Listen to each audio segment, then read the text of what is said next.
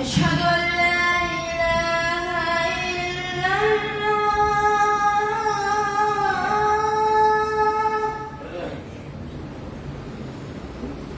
أشهد أن لا إله إلا الله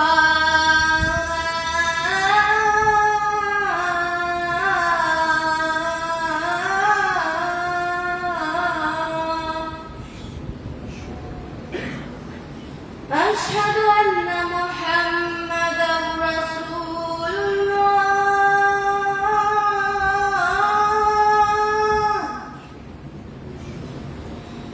أشهد أن محمدًا رسول الله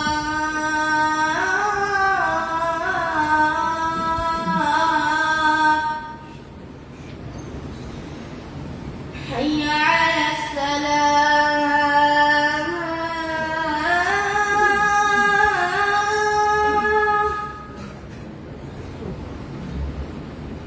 حي على السلام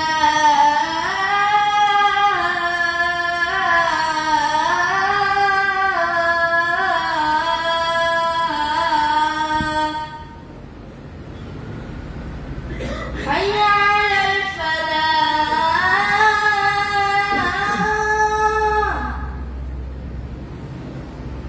حي على الفلاح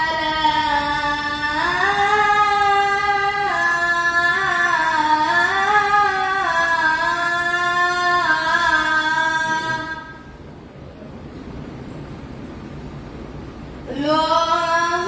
أكبر الله أكبر لا إله إلا الله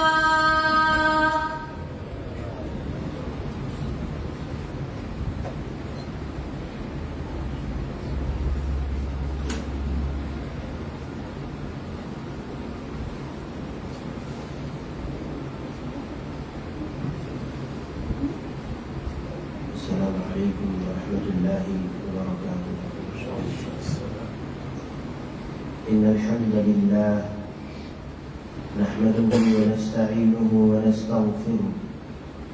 ونعوذ بالله من شرور أنفسنا ومن سيئات أعمالنا. من يهده الله فلا مضل له ومن يضلل فلا هادي له. وأشهد أن لا إله إلا الله وحده لا شريك له وأشهد أن محمدًا عبده ورسوله. يا أيها الذين آمنوا اتقوا الله حق تقاته ولا تموتن إلا وأنتم مسلمون. يا أيها الناس اتقوا ربكم الذي خلقكم من نفس واحدة وخلق منها زوجها وبث منهما رجالا كثيرا ونساء. واتقوا الله الذي تساءلون به والأرحام إن الله كان عليكم رقيبا. يا أيها الذين آمنوا اتقوا الله وقولوا قولا سديدا يصلح لكم أعمالكم ويغفر لكم ذنوبكم ومن يطع الله ورسوله فقد فاز فوزا عظيما. أما بعد فإن خير الحديث كتاب الله وخير الهدي هدي محمد صلى الله عليه وسلم وشر الأمور محدثاتها وكل محدثة بدعة وكل بدعة ضلالة وكل ضلالة في النار. أعوذ بالله السميع العليم من الشيطان الرجيم. بسم الله الرحمن الرحيم. قاف والقرآن المجيد بل عجبوا أن جاءهم منذر منهم فقال الكافرون هذا شيء عجيب أئذا متنا وكنا ترابا ذلك رجع بعيد قد علمنا ما تنقص الأرض منهم وعندنا كتاب حفيظ بل كذبوا بالحق لما جاءهم فهم في أمر مريج أفلم ينظروا إلى السماء فوقهم كيف بنيناها وزيناها وما لها من فروج والأرض مددناها وألقينا فيها رواسي وأنبتنا فيها من كل زوج بهيج تبصرة وذكرى لكل عبد منيب ونزلنا من السماء ماء مباركا فأنبتنا به جنات وحب الحصيد والنخل باسقات لها طلع نضيد رزقا للعباد وأحيينا به بلدة ميتا كذلك الخلود كذبت قبلهم قوم نوح وأصحاب الرس وثمود وعاد وفرعون وإخوان لوط وأصحاب الأيكة وقوم تبع كل كذب الرسل فحق وعيد أفعينا بالخلق الأول بل هم في لبس من خلق جديد وقال الله تبارك وتعالى في موضع آخر ومن يبتغ غير الإسلام دينا فلن يقبل منه وهو في الآخرة من الخاسرين وقال النبي صلى الله عليه وسلم والذي نفس محمد بيده لا يسمع بي أحد من يهودي ولا نصراني ولم يؤمن بالذي أرسلت به إلا كان من أصحاب النار أو كما قال النبي صلى الله عليه وسلم رب اشرح لي صدري ويسر لي أمري واحلل عقدة من لساني يفقهوا قولي رب زدني علما سبحانك لا علم لنا إلا ما علمتنا إنك أنت العليم الحكيم اللهم أرنا الحق حقا وارزقنا اتباعه وأرنا الباطل باطلا وارزقنا اجتنابه آمين يا رب العالمين ہر قسم کی تعریف و توصیف کبریائی بڑائی حمد و ثنا بزرگی رب العالمین کے لیے سزاوار ہے جو ہم سب کا خالق مالک رازق اور مدبر ہے جس نے ہم سبوں کو پیدا کیا اور بے انتہا نعمتوں سے نوازا جن کا احصاء کسی انسان کے بس میں نہیں بالخصوص نعمت اسلام سے مشرف فرمایا بعدہ درود و سلام نازل ہوں اللہ کے تمام برگزیدہ انبیاء کرام اور رسولوں پر بالخصوص سرور کائنات تاجدار مدینہ رسول عربی رحمت للعالمین محمد رسول اللہ صلی اللہ علیہ وسلم کی ذات گرامی پر محترم حاضرین دینی ملی بھائیوں اور خواتین اسلام بحیثیت مسلمان ہمیں یہ بات سمجھنی چاہیے کہ ہم جس دین کے علم بردار ہیں اس دین کا انتخاب کسی انسان یا فرشتہ یا کسی مخلوق کی جانب سے نہیں کیا گیا بلکہ اس دین کا انتخاب خود خالق کائنات رب العالمین نے کیا اور بڑی صراحت کے ساتھ قرآن مجید کے اندر یہ بات ذکر بھی کی کہ ان الدین عند اللہ الاسلام کہ اللہ تعالیٰ کے یہاں قابل قبول دین جو دین اللہ تعالیٰ کے یہاں ایکسپٹ ہوگا قابل قبول ہوگا وہ دین اسلام میں اگر یہ دین کسی مخلوق کی جانب سے انتخاب کردہ ہوتا تو بلا شبہ اس کے اندر کسی نہ کسی قسم کی کجی اور خلل کی گنجائش ہو سکتی تھی لیکن چونکہ یہ دین اللہ تعالیٰ کی طرف سے انتخاب کردہ ہے اس دنیا پر اس دین کے اندر ذرہ برابر بھی کسی بھی قسم کی کجی اور خلل کی گنجائش نہیں ہو سکتی اسی بنیاد پر اللہ تعالیٰ نے یہ بات بیان فرمائی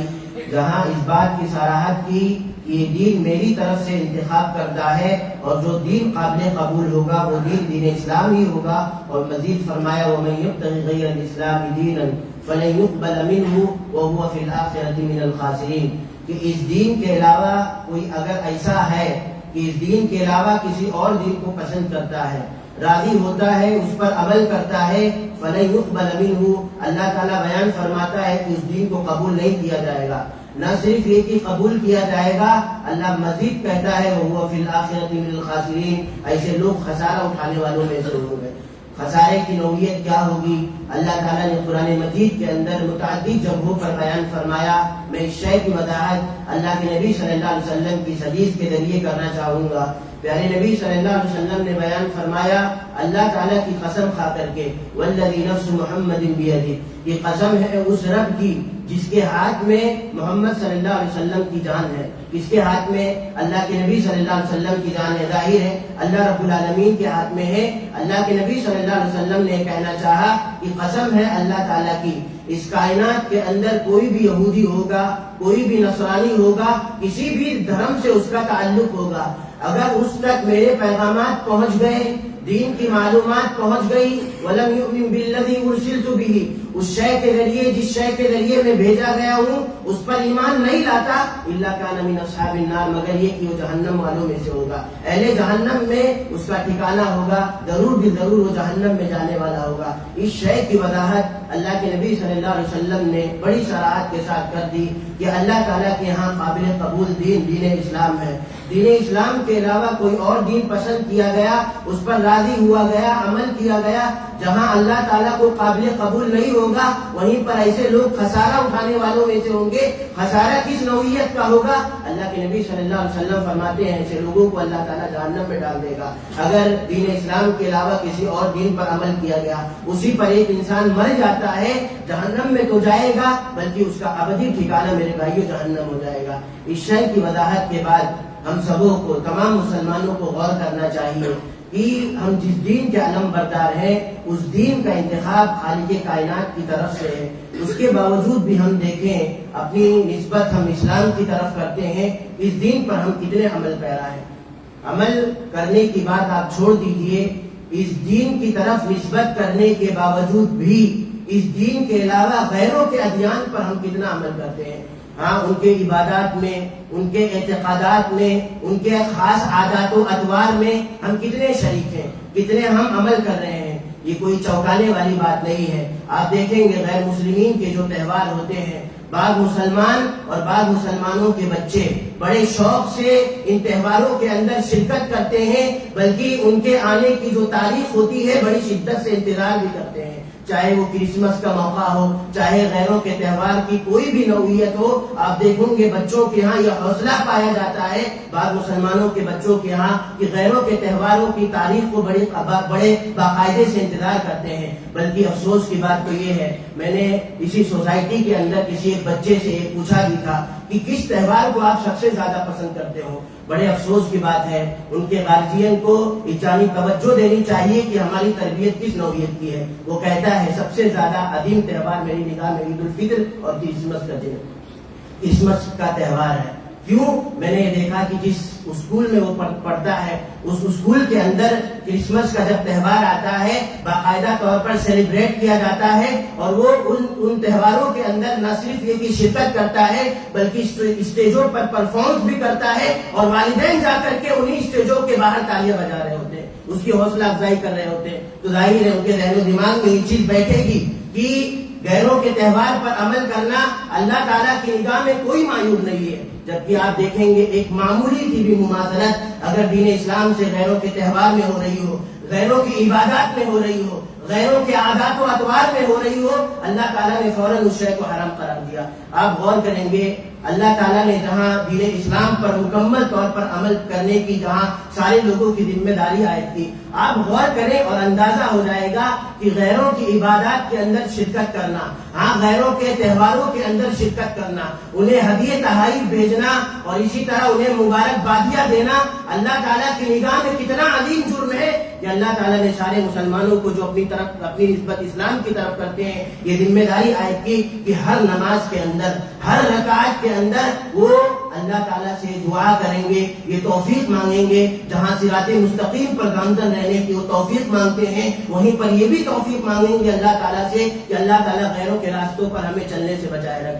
آپ سورہ فاتحہ کے اندر کیا پڑھتے ہیں؟ ایک انسان غور کر لے، اسی سے یہ بات واضح ہو جائے گی کہ دین اسلام کے علاوہ جو بھی طریقے ہیں اللہ تعالیٰ کو وہ طریقے بڑے ناپسند ہیں. ایک انسان کو یہ مکلف بنایا گیا کہ وہ دعا کرے اہدنا الصراط المستقیم، کہ اللہ تعالیٰ اس دین پر قائم رکھ جو دین محمد رسول اللہ صلی اللہ علیہ وسلم کو دے کر کے بھیجا گیا تھا، جو پیارے نبی صلی اللہ علیہ وسلم کا دین تھا، جو صحابہ کا دین تھا اللہ تعالیٰ اس دین پر ہمیشہ ہمیں قائم و دائم رکھ. اور وہیں پر یہ دعا کرنے کے لیے بھی کہا گیا صراط الذین انعمت علیہم, اللہ تعالیٰ ان لوگوں کے راستے پر چلا جن لوگوں پر تو نے انعام کیا. اور انعام کن لوگوں پر کیا؟ اللہ تعالیٰ نے اس کی بھی وضاحت دوسری آیت کریمہ کے اندر کی, وَمَن يُطِعِ اللَّهَ وَالرَّسُولَ فَأُولَٰئِكَ مَعَ الَّذِينَ أَنْعَمَ اللَّهُ عَلَيْهِم مِّنَ النَّبِيِّينَ وَالصِّدِّيقِينَ وَالشُّهَدَاءِ وَالصَّالِحِينَ. انعام کس پر کیا؟ نبیوں پر اللہ تعالیٰ نے انعام کیا ہے, صدیقین پر انعام کیا ہے, شہداء پر انعام کیا ہے, صالحین پر انعام کیا ہے. یعنی ایک انسان جب نماز کے لیے کھڑا ہوتا ہے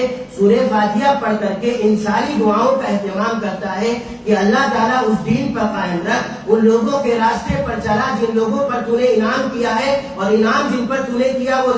نبی ہیں, صدیقین ہیں, نبیین ہیں, صدیقین ہیں, اور اسی طرح شہداء صالحین ہیں. اس کے بعد ایک انسان کو پابند کیا گیا کہ جہاں پر وہ صراط مستقیم پر گامزن رہنے کی دعا کرتا ہے وہ یہ بھی دعا کرے غیر المغضوب علیہم ولا الضالین, کہ اللہ تعالیٰ یہود و نصارہ کے راستے پر چلنے سے ہمیں ہمیشہ بچائے رہے. کیوں یہ دعا کرنے کا ایک انسان کو پابند کیا گیا؟ دین اسلام کے علاوہ جتنے بھی راستے ہیں, جتنے بھی طریقے ہو سکتے ہیں وہ انسانوں کے بنائے ہوئے ہیں, اور انسانوں کے بنائے ہوئے طریقوں کے اندر ایک نہیں کئی خلل پائے جاتے ہیں. اور اس دین کی ہمیں پابندی کرنے کا اس بنیاد پر حکم دیا گیا اس وجہ سے کہ یہ دین رب العالمین کی طرف سے انتخاب کرتا ہے, اس کے اندر کسی بھی قسم کی کمی اور اسی طرح کسی بھی قسم کی کجی اور خلل کی گنجائش نہیں ہو سکتی ہے. جب ایک انسان اس بات کو تسلیم کر لے گا, ہاں دل و دماغ کے اندر بیٹھا لے گا کہ یہ دین اللہ تعالیٰ کی طرف سے ہے, ہاں اس کے ہر چیز کے اندر, ہر پہلو کے اندر ضرور بھی ضرور خیر خواہی ہوگی, چاہے اس خیر خواہی کا ہم ادراک کر سکے نہ کر سکیں. ہمارا کام ہے عمل کرنا. اگر خیر خواہی بتلا دی گئی, بینیفٹس کیا ہیں دنیا اور آخرت کے, تب تو بہت اچھی بات ہے. نہیں بتلائے گئے اس کے باوجود بھی یہ سمجھ کر کے ہمیں عمل کرنا ہے کہ ہم اس دین پر عمل کر رہے ہیں جو اللہ تعالیٰ کی طرف سے انتخاب کردہ ہے, اور جس شے کا انتخاب اللہ تعالیٰ کر دے اس شے کے اندر کسی بھی قسم کی کمی اور اسی طرح خلل اور کجی کی گنجائش نہیں ہو سکتی. میرے بھائیوں, ایک انسان کو اس ناحیے سے بھی غور کرنا چاہیے. آپ دیکھیں گے شریعت کی جتنی بھی چیزیں پائی جاتی ہیں ذرا برابر بھی مماثلت پائی گئی ہمارے دین کے اندر, چاہے عبادات کے اندر ہو, اعتقادات کے اندر ہو, خاص ان کے عادات و اطوار کے اندر ہو. اللہ تعالیٰ نے کوئی نہ کوئی ڈفرینس بتلا دیا کہ اس شے کے ذریعے آپ اپنے دین کو, آپ اپنے اعمال کو, آپ اپنے عبادات کو الگ کر لیجئے, اپنی ایک شناخت بنا لیجئے. آپ دیکھیں جب سورج طلوع ہوتا ہے اور سورج جب غروب ہوتا ہے, ایسے وقت میں نفلی نمازوں کے پڑھنے کی ممانعت بتلائی گئی. اللہ کے نبی صلی اللہ علیہ وسلم نے اپنی حدیث کے اندر بیان فرمایا ہے. وجہ کیا بتلائی گئی کہ یہ سورج شیطان کے دو سنگوں کے مابین طلوع ہوتا ہے اور غروب ہوتا ہے. اور ایک علت یہ بتلائی گئی کہ کفار ایسے موقع پر سجدہ کرتے ہیں. آپ دیکھیں ایک انسان جب نماز کے اندر ہوتا ہے اور اللہ تعالیٰ کو سجدے بہت زیادہ پسند ہے, اس بنیاد پر کہ سجدے کے اندر ایک انسان اللہ تعالیٰ سے بہت زیادہ قریب ہو جاتا ہے, اور سجدے یہ کیے جاتے ہیں نمازوں کے اندر. گویا نماز یہ اللہ تعالیٰ کی نگاہ میں بڑی محبوب عبادت ہے. اسی بنیاد پر اللہ تعالیٰ نے دن میں 5 وقتہ نمازوں کو فرض کیا ہے. اتنی محبوب عبادت ہونے کے باوجود بھی کفار سے ایک ہلکی سی مشابہت ہو جا رہی تھی کہ وہ سورج کے طلوع ہوتے وقت, غروب ہوتے وقت سجدہ کرتے ہیں. اللہ تعالیٰ نے ایسے موقع پر سجدہ کرنے سے منع کر دیا. تو آپ عبادات کے اندر شرکت کر کے, تہواروں کے اندر شرکت کر کے اللہ تعالیٰ کا کتنا بڑا قدم مول لیتے ہیں. ایک ادنا سی مماثلت ہو رہی تھی, اس کے باوجود بھی آپ دیکھیں گے اس عبادت کو اللہ تعالیٰ کتنا پسند کرتا ہے. ادنا سی مشابہت کرنے کی بنیاد پر ایسے موقع پر اللہ تعالیٰ نے سجدے کرنے کو حرام ٹھہرایا. اس سے آپ اندازہ لگائیے اللہ تعالیٰ کی نگاہ میں کتنا مقبول عمل ہے. جبکہ اگر ایک مسلمان پکا موحد اس موقع پر بھی سجدہ کرے تو یہ نیت سے نہیں کرتا کہ کفار سجدہ کرتے ہیں اسے ہمیں بھی سجدہ کرنا ہے. ہم اس بنیاد پر سجدہ کر رہے ہیں کہ سورج جب طلوع ہوتا ہے اور غروب ہوتا ہے شیطان کے 2 سنگوں کے مابین ہوتا ہے, اس بنیاد پر ہم سجدہ کر رہے ہیں. یہ نیت بھی نہیں ہوتی, اس کے باوجود بھی اللہ تعالیٰ نفلی نمازوں کے پڑھنے کو منع قرار دے دیا. پیارے نبی صلی اللہ علیہ وسلم نے منع کر دیا اس بنیاد پر کہ ایک ادنا سی مماثلت کفار سے ہو جا رہی تھی کہ اس موقع پر وہ سجدہ کیا کرتے ہیں. اللہ کے نبی صلی اللہ علیہ وسلم کے بارے میں آتا ہے ایک موقع پر انہیں کوئی تکلیف پہنچتی ہے. کسی روایت کے اندر آتا ہے کہ اللہ کے نبی صلی اللہ علیہ وسلم کسی سواری سے گر پڑے تھے جس کی بنیاد پر اللہ کے نبی صلی اللہ علیہ وسلم کو چوٹ پہنچ گئی تھی. اللہ کے نبی صلی اللہ علیہ وسلم کے اس چوٹ پہنچنے کی بنیاد پر کھڑے ہو کر کے نماز پڑھانے پر قادر نہیں تھے، بیٹھ کر کے نماز پڑھاتے ہیں۔ صحابہ کرام رضوان اللہ علیہ مجمعین کو دیکھا اللہ کے نبی صلی اللہ علیہ وسلم کی وہ کھڑے ہو کر کے نماز ادا کر رہے ہیں۔ نماز کی بات تھی، نماز اللہ تعالیٰ کو بڑی محبوب عبادت ہے، اور جس نیت کی بات اللہ کے نبی صلی اللہ علیہ وسلم نے اس حدیث کے اندر کی ہے وہ نیت صحابہ کرام کی نہیں ہو سکتی تھی، اور ایک ادنا سا بھی مسلمان اس شے کا تصور نہیں کر سکتا۔ اللہ کے نبی صلی اللہ علیہ وسلم اشارہ کرتے ہیں صحابہ کرام کو کیوں بیٹھ جائے، کیوں؟ اس وجہ سے کہ امام جو نماز پڑھا رہا ہے وہ بیٹھ کر کے نماز ادا کر رہا ہے، اور وہ پیارے نبی صلی اللہ علیہ وسلم تھے، بیٹھ کر کے نماز ادا کرتے ہیں۔ علت یہ بتلائی گئی اللہ کے نبی صلی اللہ علیہ وسلم کو تکلیف پہنچی ہوئی تھی، اس تکلیف کی بنیاد پر اللہ کے نبی صلی اللہ علیہ وسلم کھڑے ہو کر کے نماز ادا نہیں کر سکتے تھے، بیٹھ کر کے نماز پڑھاتے ہیں۔ اور صحابہ کرام کو اس مسئلے کا علم نہیں تھا کہ اگر امام بیٹھ کر کے نماز پڑھتا ہے تو سارے مقتدیوں کو بھی بیٹھ کر کے نماز پڑھنا یہ واجب ہو جاتا ہے، امام کی ابتدا ہونے کی بنیاد پر، کرنے کی بنیاد پر۔ اشارہ کرتے ہیں اللہ کے نبی صلی اللہ علیہ وسلم کے صحابہ بیٹھ جاتے ہیں، اللہ کے نبی کو اس کا علم بھی ہو جاتا ہے کہ صحابہ کرام بیٹھ گئے ہیں۔ نماز کے بعد اللہ کے نبی کیا فرماتے ہیں، قریب تھا کہ تم اہل فارس کے اور اسی طرح روم والوں کی مشابہت اختیار کر جاتے ہیں، یہ غیر اقوام سے ان کا تعلق تھا۔ اللہ کے نبی فرماتے ہیں اگر تم کھڑے ہو کر کے کافی دیر تک کھڑے ہو جاتے، نمازیں ادا کر لیتے، تمہاری مشابہت اہل فارس سے اور اہل روم سے ہو جاتی، اس بنیاد پر کہ جب ان کا کوئی بڑا بیٹھ جایا کرتا تھا، ان کے افراد جو لوگ ہوا کرتے تھے اپنے قوم کے عزت میں، تقریب میں کبھی بھی بیٹھا نہیں کرتے تھے، وہ ہمیشہ کھڑے رہا کرتے تھے۔ اگر ان کی قوم کا کوئی بڑا آدمی آ کر کے بیٹھ جاتا یا کھڑا ہو جاتا یا بیٹھ بھی جاتا، اس کے باوجود بھی ان پہ لوگ نہیں بیٹھا کرتے تھے ان کے احترام میں۔ اللہ کے نبی صلی اللہ علیہ وسلم فرماتے ہیں تمہاری مشابہت اہل فارس سے ہو جاتی کہ ان کا کوئی بڑا آدمی بیٹھ بھی جاتا، اس کے باوجود بھی ان کے ماننے والے، احترام کرنے والے نہیں بیٹھتے تھے کہ کہیں ایسا نہ ہو گستاخی ہو جائے۔ اللہ کے نبی صلی اللہ علیہ وسلم کے صحابہ کی نیت ہو سکتی تھی کہ اللہ کے نبی صلی اللہ علیہ وسلم کے ہم تعظیم کر رہے ہیں، اس بنیاد پر کی تعظیم کا حق صرف رب العالمین کو ہے، اس کے باوجود بھی اللہ کے نبی صلی اللہ علیہ وسلم کے اس قول پر غور کریں، ایک تھوڑی سی مشابہت ہو سکتی تھی۔ آپ اس چیز کو سامنے رکھ کر کے اس پر بھی، اس پہلو پر بھی غور کریں کہ یہ عبادت اللہ تعالیٰ کی نگاہ میں کتنا محبوب تھا، اس کے باوجود بھی ادنا سی مماثلت کرنے ہونے کی بنیاد پر بھی اللہ کے نبی صلی اللہ علیہ وسلم نے اس شے سے منع کر دیا۔ جو لوگ باقاعدہ طور پر ان تہواروں میں شرکت کرتے ہیں، چاہے وہ مسلمانوں کے بچے ہوں، ان کے عادات و اطوار کو اپناتے ہیں، ان کے لباس کی طرح لباس سے ابتل کرتے ہیں اور اسی طرح ان کی عبادات کو انجام دیتے ہیں، وہ اللہ تعالیٰ کی نگاہ میں کتنے مقبول ہو جائیں گے،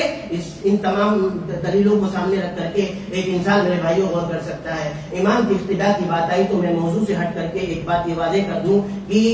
ایک مقتدی کو امام کی ابتدا میں کب کھڑا ہونا ہے اور کب بیٹھنا ہے۔ کوئی بھی امام جب نماز پڑھانے کے لیے کھڑا ہوتا ہے یا بیٹھتا ہے، سب سے پہلی بات تو ہمیں یہ سمجھنی چاہیے اگر مسجد کا کوئی امام مقرر کیا گیا ہے تو اس کی موجودگی میں کسی دوسرے کو کھڑا کرنا اللہ کے نبی صلی اللہ علیہ وسلم نے منع کیا ہے۔ دوسری بات یہ کہ اگر امام وقت مسجد کا امام موجود نہیں ہوتا ہے، اس موقع پر ہم یہ دیکھتے ہیں کہ مصلیوں میں سے قرآن کی تلاوت کون سب سے زیادہ کرنا جانتا ہے، جو کہ اللہ کے نبی صلی اللہ علیہ وسلم کی حدیث بھی ہے کہ اگر امام راتب نہ ہو، ایسے موقع پر ہم اپنے مصلی پر یا لوگوں کے مصلی پر ایسے لوگوں کو کھڑا کریں گے، ایسے انسان کو کھڑا کریں گے جو کتاب اللہ کا سب سے زیادہ جانکار ہو، کتاب اللہ کا سب سے زیادہ حافظ ہو۔ ایسے موقع پر جب ہم دیکھتے ہیں ایسا انسان ملتا ہے جو کھڑے ہو کر کے نماز ادا نہیں کر سکتا، اس کے باوجود بھی لیکن چونکہ کتاب اللہ کا وہ سب سے زیادہ جانکار تھا، ہم ایسے انسان کو کھڑا کر دیتے ہیں۔ ایسے موقع پر ایک چونکہ یہ بات آ گئی تو فقہی مسئلہ آپ جان لیں، ایسے موقع پر ہم یہ دیکھیں گے کہ اگر امام نے اپنی نماز کی ابتدا بیٹھ کر کے کی ہے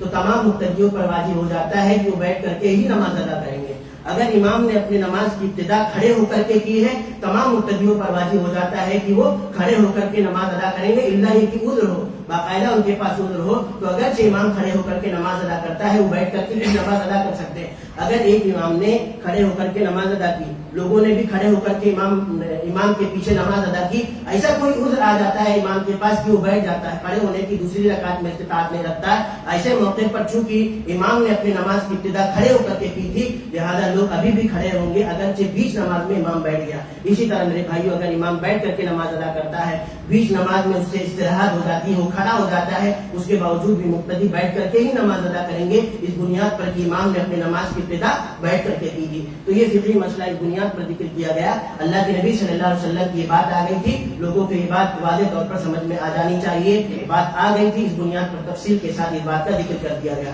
تو میرے بھائیوں، بات یہ چل رہی تھی کہ ایک ادنا سی بھی مشابہت ہمارے دین سے غیروں کے دین سے ہو جاتی تھی. ہاں عبادات کے اندر ہو رہی ہو, اعتقادات کے اندر ہو رہی ہو, خاص عادات و اطوار کے اندر ہو رہی ہو, اللہ کے نبی صلی اللہ علیہ وسلم نے کچھ نہ کچھ فروق کے ذریعے الگ کر دیا. آپ دیکھیں گے یہودی بھی روزہ رکھا کرتے تھے. اللہ کے نبی صلی اللہ علیہ وسلم نے بیان فرمایا تم لوگ سحری کیا کرو تاکہ یہودیوں کے روزے اور تمہارے روزے میں ڈفرینس پایا جائے, اس وجہ سے کہ یہودی جو روزہ رکھتے ہیں اس میں وہ سحری نہیں کرتے. اسی طرح اللہ کے نبی صلی اللہ علیہ وسلم نے بیان فرمایا کہ غیر اقوام کے بارے میں آتا ہے کہ وہ افطار کرنے میں تاخیر کرتے ہیں. آپ افطار کرنے میں جلدی کر لو تاکہ غیروں کے روزے رکھنے میں اور افطار کرنے میں اور آپ کے افطار کرنے میں اور روزہ رکھنے میں فرق پایا جائے. یعنی ادنا سی بھی مشابہت ہو سکتی تھی, اللہ کے نبی صلی اللہ علیہ وسلم نے منع فرما دیا. اللہ کے نبی صلی اللہ علیہ وسلم نے بیان فرمایا غیر بھی مونچھ رکھتے ہیں اور اسی طرح غیروں کے بارے میں آتا ہے کہ وہ بھی داڑھی رکھتے ہیں. آپ فرق کیا کرو کہ آپ مونچھوں کو چھوٹا رکھا کرو اور اپنی داڑھی کو بڑھا لیا کرو تاکہ غیروں کے اس عبادت سے یا اس عادت سے جو ان کے لیے خاص ہے ان سے اور آپ کے مابین ڈفرینس ہو جائے, فرق ہو جائے. ادنا سی بھی مشابہت ہو سکتی تھی. اللہ کے نبی صلی اللہ علیہ وسلم نے کچھ نہ کچھ فروق کے ذریعے ایک علیحدہ طور پر نشانی بیان فرما دی تاکہ مسلمانوں کی ایک شناخت ہو جائے. اللہ کے نبی صلی اللہ علیہ وسلم کے بارے میں آتا ہے مدینہ جاتے ہیں دیکھتے ہیں کہ لوگ کھیل کود کر رہے ہیں, ایام مقرر کیے ہوئے ہیں. اللہ کے نبی صلی اللہ علیہ وسلم بیان فرماتے ہیں یہ لوگ بھی ایام مقرر کر کے کھیل کود کیے ہوئے ہیں, ایسا نہ ہو کہ ان کے جو ایام مقرر کیے ہوئے تم بھی ان ایام کے اندر عید بنا لو. اللہ کے نبی صلی اللہ علیہ وسلم نے فرق یہ ظاہر کر دیا کہ اللہ تعالیٰ نے 2 دن مقرر کر دیے ہیں, ان 2 دنوں کے اندر آپ کو عید بنانا ہے. تیسری اگر کوئی آپ عید بناؤ گے چاہے غیروں کے تہوار میں شرکت کر کے, یہ عمل جہاں اللہ تعالیٰ کے یہاں ناجائز ہوگا وہیں پر آپ بدعت کے مرتکب ہو جائیں گے اور وہیں پر اس زمرے کے اندر بھی آ جائیں گے کہ وَمَن يَبْتَغِ غَيْرَ الْإِسْلَامِ دِينًا فَلَن يُقْبَلَ مِنْهُ, کہ آپ نے دین اسلام کے علاوہ کسی اور دین کو پسند کر دیا تو آپ جان لیجئے وَهُوَ فِي الْآخِرَةِ مِنَ الْخَاسِرِينَ, آپ کا ٹھکانہ آخرت کے دن خسارہ اٹھانے والوں میں سے ہوگا. ہاں میں آپ سبوں کو بالخصوص ایسے لوگوں کو جو اس عمل کو معمولی سمجھتے ہیں, علامہ ابن قیم رحمہ اللہ نے بیان فرمایا شیطان سب سے پہلے ایک انسان کے دل میں ادنا سی مخالفت ڈالتا ہے اللہ اس کے رسول صلی اللہ علیہ وسلم کی. ایک انسان جب غیروں کے تہوار میں شرکت کرتا ہے, عبادات کو انجام دیتا ہے, ان کے خاص عادات و اطوار کو اپناتا ہے, ان کے لباس کو زیبتن کرتا ہے جو ان کے لیے خاص تھا, ایسے موقع پر یہ معمولی لگتا ہے کہ یہ معمولی سی بات ہے. علامہ ابن قیم رحمہ اللہ بیان فرماتے ہیں سب سے پہلے غیروں کی جو مشابہت ایک انسان اختیار کرتا ہے ظاہری طور پر اور اسے معمولی سمجھتا ہے, پھر ایک وقت ایسا آتا ہے کہ باطنی اعمال میں بھی ان کی مشابہت اختیار کر لیتا ہے. چونکہ ظاہری اعمال میں مشابہت اختیار کرنے کو معمولی سمجھا, اس کے لیے گناہ ہلکا کر دیا جاتا ہے. ایسے موقع پر وہ باطنی اعمال کی بھی مشابہت اختیار کر لیتا ہے اور اس میں اس کو کوئی گناہ نظر نہیں آتا. آپ اور ہم حالات کا بہانہ دیتے ہیں. آپ کے حالات اللہ کے نبی صلی اللہ علیہ وسلم کے مکی زندگی سے زیادہ خستہ ہو گئے ہیں. اللہ کے نبی صلی اللہ علیہ وسلم کو دیکھیں, نیا زمانہ تھا. ابو طالب کے بارے میں ایسا لگا کہ وہ میرا ساتھ چھوڑ دیں گے. اللہ کے نبی صلی اللہ علیہ وسلم نے بیان فرمایا ابو طالب آپ کے جملوں سے ایسا لگتا ہے, مشرکین کے بیجا پریشان کرنے کی بنیاد پر ایسا لگتا ہے کہ آپ میرا ساتھ دینا چھوڑ دو گے. اگر آپ کو ایسا لگتا ہے کہ میں دین سے پھر جاؤں گا آپ کے ساتھ نہ دینے کی بنیاد پر, تو آپ یہ جان لو کہ اگر یہ مشرکین میرے ایک ہاتھ میں سورج رکھ دیں دوسرے ہاتھ میں چاند رکھ دیں, اس کے باوجود بھی یہ تقاضا کرے کہ دین سے پھر جاؤ, میں دین پر ایک بھی حرف آنے نہیں دوں گا, دین سے پیچھے نہیں ہٹ سکتا. اتنے پریشان کرنے کے باوجود بھی لوگ قتل کے در پہ تھے, اس کے باوجود بھی پیارے نبی صلی اللہ علیہ وسلم مکہ کی گلیوں میں اکیلے نکلا کرتے تھے. کبھی بھی ایک بھی روایت ایک انسان پیش نہیں کر سکتا کہ اللہ کے نبی صلی اللہ علیہ وسلم نے اپنی دعوت سے پیچھے ہٹنے کی بات کی ہو, دین اسلام کے علاوہ غیروں کے ادیان پر عمل کرنے کی بات کی ہو, مداہنت کی بات کی ہو. بلکہ مشرکین کے بارے میں آتا ہے جب صحابہ کرام کو قتل کیا جا رہا تھا, پریشان کیا جا رہا تھا, اللہ کے نبی صلی اللہ علیہ وسلم کو طرح طرح کی تکالیف دی جا رہی تھی, زبانی طور پر جسمانی طور پر. ایسے موقع پر مشرکین نے دیکھا کہ سارے ہتھ کنڈے اپنانے کے باوجود بھی اللہ کے نبی صلی اللہ علیہ وسلم دین سے نہیں پھر سکتے. لاؤ اللہ کے نبی صلی اللہ علیہ وسلم کے پاس جا کر کے یہ پیشکش رکھتے ہیں کہ ایک سال آپ ہمارے معبودان کی عبادت کر لیں اور ایک سال ہم آپ کے معبودان کی عبادت کر لیتے ہیں, اس طرح جھگڑا ختم ہو جائے گا. آپ بھی ہمارے معبودان کی عبادت کر لیں گے, ہم بھی آپ کے معبود کی عبادت کر لیں گے, جھگڑا ختم ہو جائے گا. اللہ تعالیٰ نے آیت کریمہ نازل کی قل یا ایھا الکافرون, اے اللہ کے نبی صلی اللہ علیہ وسلم آپ جواب دے دیں, آپ کے لیے آپ کا دین ہے, میرے لیے میرا دین ہے. تمہارا دین اس بات کی اجازت دیتا ہوگا کہ اپنے دین کے ساتھ ساتھ غیروں کے دین پر بھی عمل کر لو. ہمارا دین اس بات کی قطعی اجازت نہیں دیتا کہ کسی بھی ادنا معاملے کے اندر بھی غیروں کی آپ مشابہت اختیار کر لیں, چاہے وہ عبادات کے اندر ہو, معاملات کے اندر ہو, معتقدات کے اندر ہو, خاص ان کے عادات و اطوار کے اندر ہو. ایک ادنا سی بھی مماثلت ایک انسان اختیار نہیں کر سکتا. ابھی آپ دیکھیں گے کرسمس کا موقع آئے گا, مسلمانوں کے بچے کرسمس کے موقع پر جو ڈریس پہنا جاتا ہے وہ ڈریس پہن کر کے باقاعدہ ایسے اسٹیجوں پر جا کر کے سیلیبریٹ کریں گے, ہاں شرکت کریں گے. یہ کہاں میرے بھائیوں, کہاں کا دین ہے؟ آپ کس دین کے علم بردار ہیں؟ اس دین کے علم بردار ہیں جس دین کو پیارے نبی صلی اللہ علیہ وسلم لے کر کے آئے تھے. اس دین کے بارے میں پیارے نبی صلی اللہ علیہ وسلم فرماتے ہیں کسی بھی طرح کی کوئی بھی سچویشن آ جائے آپ دین پر کوئی حرف آنے نہیں دیں گے, آپ دین سے سمجھوتا نہیں کر سکتے,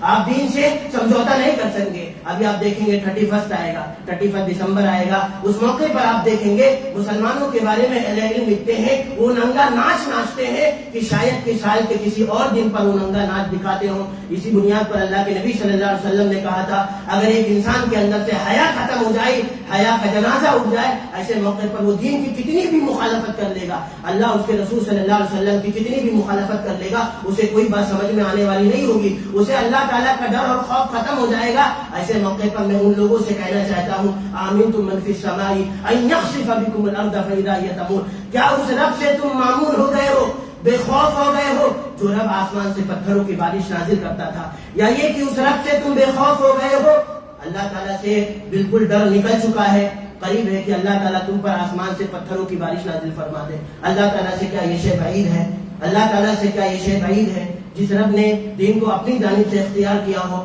اور پیارے نبی صلی اللہ علیہ وسلم کے حوالے کیا ہو. اللہ کے نبی صلی اللہ علیہ وسلم بیان فرماتے ہیں من تشبہ بقوم فہو منہم, جو کسی قوم کی مشابہت اختیار کرتا ہے اللہ تعالیٰ اتنا ناراض ہوتا ہے کہ ایسے لوگوں کے ساتھ ہی کل قیامت کے دن اٹھائے گا. ایک صحابی آتے ہیں اللہ کے نبی صلی اللہ علیہ وسلم سے سوال کرتے ہیں اللہ کے نبی صلی اللہ علیہ وسلم قیامت کب قائم ہوگی؟ پیارے نبی صلی اللہ علیہ وسلم نے چونکہ اس کا علم نہیں تھا اور اللہ تعالیٰ کے علاوہ قیامت کے حقوق کا علم کسی کے پاس نہیں ہے, اللہ کے نبی صلی اللہ علیہ وسلم نے بیان فرمایا کہ قیامت اگر اچانک قائم ہو جائے تو اس کے لیے کیا تم نے تیاری کر رکھی ہے؟ اس صحابی نے کہا کوئی خاص تیاری نہیں, بس میں اللہ اس کے رسول صلی اللہ علیہ وسلم سے محبت کرتا ہوں. اور محبت کا لازمی معنی یہ ہے کہ آپ ہر موڑ پر اللہ اس کے رسول کی اطاعت کریں. گویا کہ وہ صحابی کہہ رہے تھے میں محبت کرتا ہوں, اور محبت کا چونکہ یہ معنی ہے گویا اللہ اس کے رسول صلی اللہ علیہ وسلم کی اطاعت کا دعویٰ کر رہے تھے. اللہ کے نبی صلی اللہ علیہ وسلم نے فرمایا انت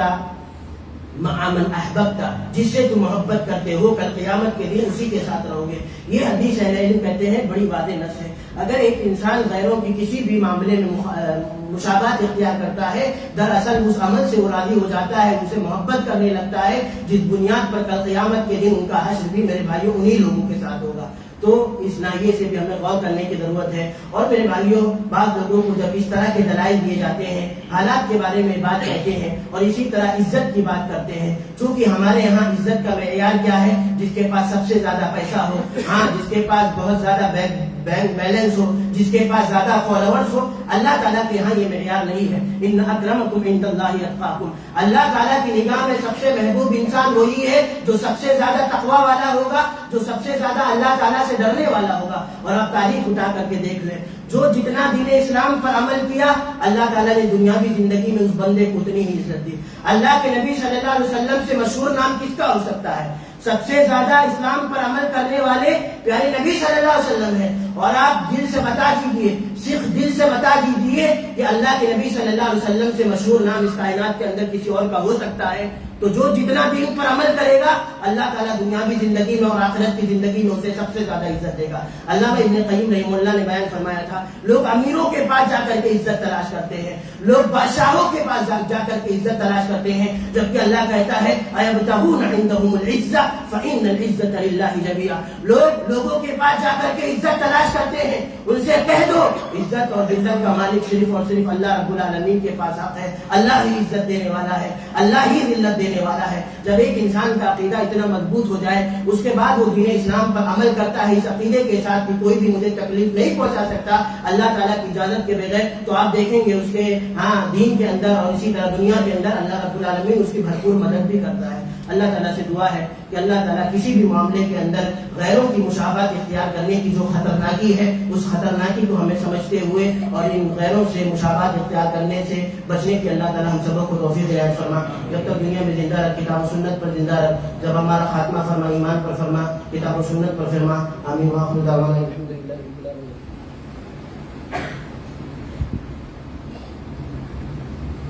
إن الحمد لله نحمده ونستعينه ونستغفره ونعوذ بالله من شرور أنفسنا ومن سيئات أعمالنا. من يهده الله فلا مضل له ومن يضلل فلا هادي له. وأشهد أن لا إله إلا الله وحده لا شريك له وأشهد أن محمدا عبده ورسوله. إن الله وملائكته يصلون على النبي يا أيها الذين آمنوا صلوا عليه وسلموا تسليما. اللهم صل على محمد وعلى آل محمد كما صليت على إبراهيم وعلى آل إبراهيم إنك حميد مجيد. اللهم بارك على محمد وعلى آل محمد كما باركت على إبراهيم وعلى آل إبراهيم إنك حميد مجيد. إن الله يأمر بالعدل والإحسان وإيتاء ذي القربى وينهى عن الفحشاء والمنكر ولذكر الله تعالى وأولى وأجل وأتم وأكبر.